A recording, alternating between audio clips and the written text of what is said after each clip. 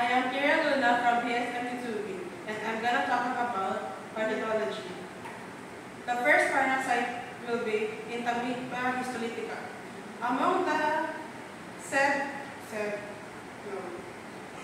parasites that I will mention, Entamoeba histolytica is the only one that can ingest RBC. Why? Because it is the only pathogenic parasite. The trypocyte ranges in sizes from 5 to 70 mm, and they are modeled by means of pseudopods.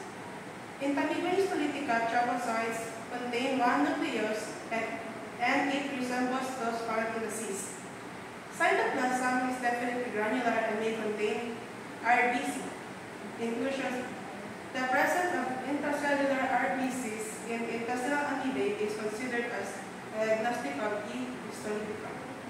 Morphologically, E. histolytica is identical to the non-pathogen Entamoeba dispar. These two species can be differentiated by immunologic assays detecting surface antigen. The next is Entamoeba coli. E. coli is generally non-pathogenic but may cause intestinal problems in patients who are immunocompromised. If found in a stool specimen, E. coli can indicate the presence of pathogenic organisms. It needs to be differentiated from E. histolytica for purpose of treatment. And the other intestinal Tachymoebae is, the first one is the Entamoeba gingivalis, can cause asymptomatic mouth and genital tract infections. The next one is Iodoamoeba busheli, non-pathogenic intestinal parasite.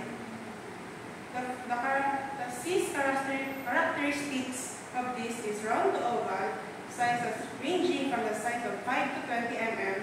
Nucleus has large rhizome and no peripheral chromatic. Large, well-defined glycogen vacuole, present may be stained red-brown in an iodine wet mount. The last one is Endolimax nana, a non-pathogenic intestinal parasite. And it is round to oval, size ranging from 5 to 10 mm, up to 4 nuclei with large rhizome and no peripheral chromatic. That's all. Thank you.